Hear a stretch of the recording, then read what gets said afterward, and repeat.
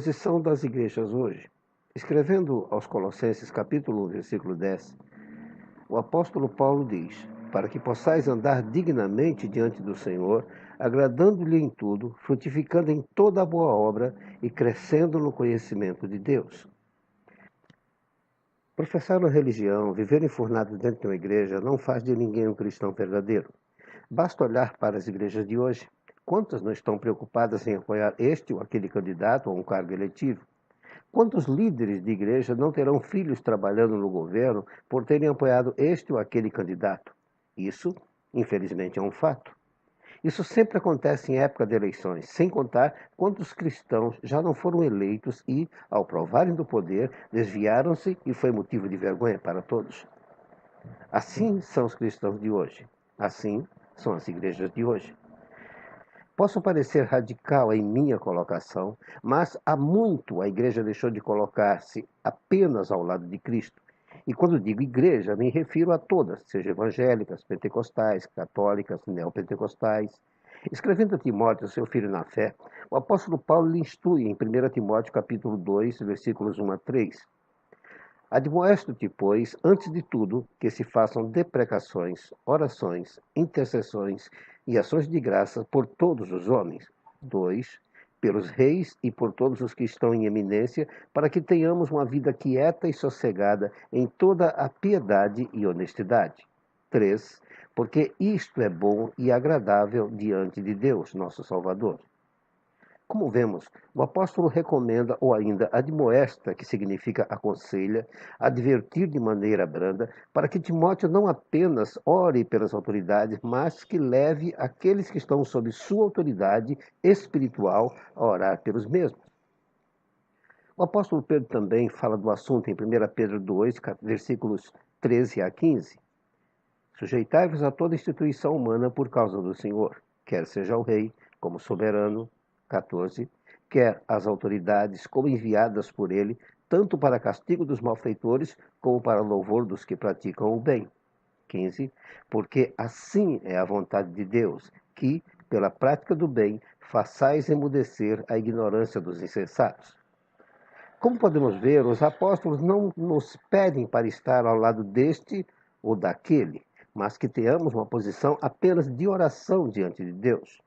Talvez alguém diga que oram, mas não tem resolvido. Mas será que oram mesmo? Na maioria das vezes em que vamos a uma igreja, estão orando pela nação, é uma oração curta, pedindo para que Deus abençoe os candidatos cristãos ou um candidato que a própria denominação escolheu para apoiar. Aliás, oração é algo tão em desuso nas igrejas hoje. Em sua maioria, há mais espaço para louvor e apresentação de grupos, cantores, duplas, etc. E nos chamados cultos de oração, em boa parte é povoado de profetas que profetizam o óbvio, que Deus está abrindo porta de emprego, que aquele processo está para ser assinado com caneta de ouro, que Deus vai entrar com providência. Não entendo onde ficou aquele versículo de 1 Tessalonicenses 5,17 nas igrejas hoje. Orai sem cessar. Quando o apóstolo Pedro foi preso, Atos 12, 1 a 8, a igreja orava por ele incessantemente. O versículo 5 diz: Pedro, pois, estava guardado no cárcere, mas havia oração incessante a Deus por parte da igreja a favor dele. O resultado é que um anjo foi enviado para libertá-lo da prisão de maneira milagrosa. Eles não fizeram uma comissão, não procuraram nenhum vereador, deputado ou outra autoridade, procuraram a autoridade maior, Deus. Posso parecer antiquado aos olhos de muitos, posso parecer retrógrado, mas não vejo na palavra de Deus lugar onde a igreja deva se posicionar sobre este ou aquele assunto. Na realidade, hoje, a igreja não consulta nem ao Espírito Santo para saber que direção tomar. Afinal de contas, Jesus mesmo disse sobre o Espírito Santo em João 16, 13. Quando vier, porém, o Espírito Santo da verdade, ele vos guiará a toda a verdade, porque não falará por si mesmo, mas dirá tudo o que tiver ouvido e vos anunciará as coisas que hão de vir. Na realidade, este é o maior problema da igreja hoje. Não conhecem a palavra de Deus e não ouvem o Espírito Santo.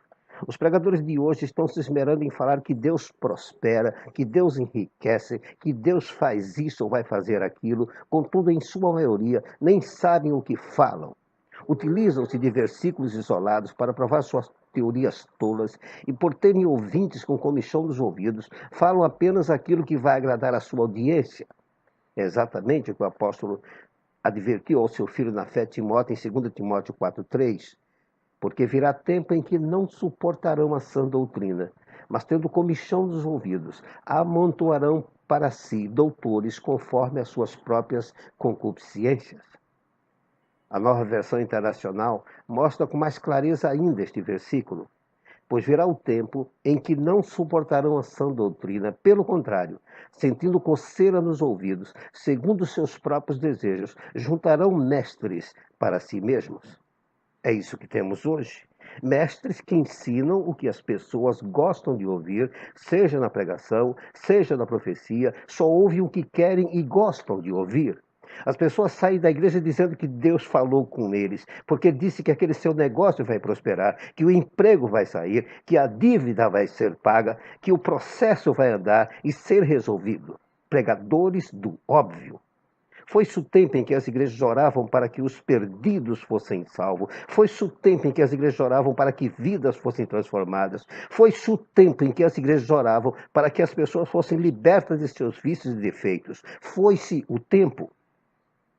Posso soar antiquado, mas esta é a realidade das igrejas hoje. Vivem modismos sobre modismos. Há alguns anos começou esta onda de prosperidade. Nada contra. Deus deseja que sejamos prósperos. Mas prosperidade, antes de tudo, ter todas as necessidades supridas. Prosperidade é ter um lar feliz, uma família equilibrada, ter paz ao colocar a cabeça no travesseiro. E como diz o Salmo 4,8, em paz me deito e logo pego no sono, porque, Senhor, só Tu me fazes repousar seguro. Este é o desejo de Deus, que nos deitemos sem nos preocupar com dívidas, com a segurança dos nossos filhos. Como nos diz o Salmo 127, versículo 1, se o Senhor não edificar a casa, em vão trabalham os que a edificam.